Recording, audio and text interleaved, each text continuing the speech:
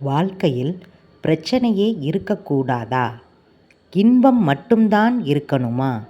அப்படின்னா இந்த பதிவு உங்களுக்கு தான். வாழ்க்கை என்றாலே பிரச்சனைக்கு பஞ்சம் இல்லாதது தான்.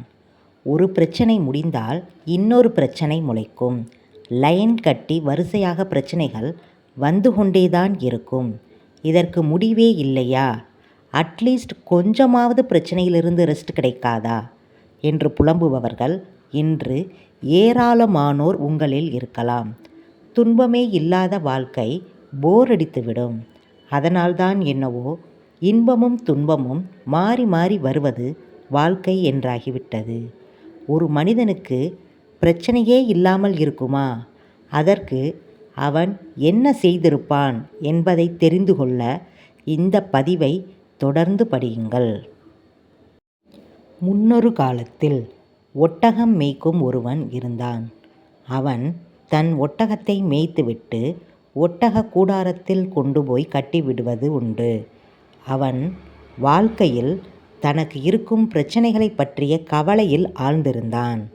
நமக்கு மட்டும் ஏன் இப்படி நடக்கின்றது? வாழ்க்கையில் துன்பம் இல்லாமல் இன்பம் மட்டுமே இருந்தால் எப்படி இருக்கும் என்றெல்லாம் யோசித்தவாறே சாலையோரத்தில் நடந்து கொண்டிருந்தான். அப்பொழுது அங்கு ஒரு முனிவரை கண்டான். அவரிடம் சென்று, முனிவரே, மற்றவர்களுக்கு வாழ்க்கையில்தான் பிரச்சனை இருக்கிறது.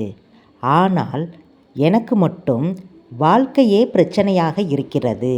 நான் என்ன செய்யலாம் என்று கேட்டானாம். அதற்கு அந்த முனிவர் அவனை பற்றிய தகவல்களை தெரிந்து கொண்டு, இன்று இரவு கூடாரத்திற்கு படுக்கச் செல்லும் முன் அங்கு கட்டப்பட்டுள்ள ஒட்டகங்கள் அனைத்தையும் என்ன செய்து கொண்டிருக்கின்றது என்று உற்று நோக்கு. ஒட்டகங்கள் அனைத்தும் ஒன்று விடாமல் படுத்த பின்னரே நீ உறங்க வேண்டும்.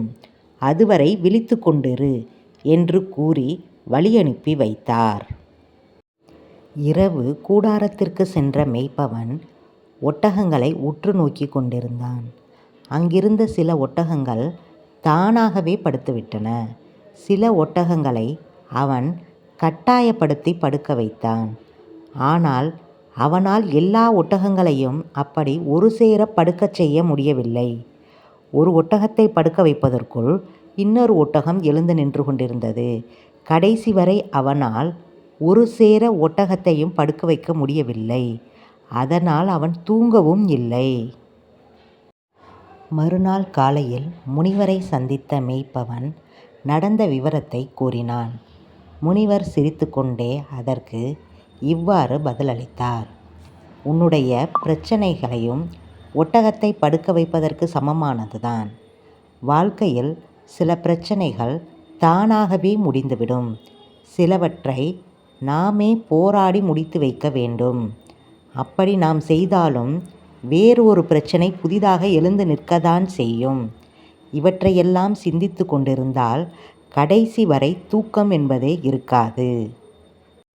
பிரச்சனைகளை பற்றிய சிந்தனைகளை முதலில் தூக்கி எறி. வருவது வரட்டும் என்று தைரியமாக உன் வேலைகளை மட்டும் தொடர்ந்து பார்த்து கொண்டிரு. பிரச்சனைகளை பற்றிய சிந்தனை இல்லாமல் இருந்தாலே துன்பம் இல்லாத இன்பமான வாழ்க்கை நிச்சயமாக வாழ முடியும். யாருக்கு தான் பிரச்சனை இல்லை? பிரச்சனைகளை எதிர்கொண்டு வெற்றி நடை போருவதற்கு பெயர்தான் வாழ்க்கை. அதை பற்றி சதா சிந்தித்து கொண்டிருப்பது அல்ல என்று கூறி புரிய வைத்தாராம். இப்பொழுது உங்களுக்கும் புரிந்திருக்கும் என்று நம்புகின்றேன்.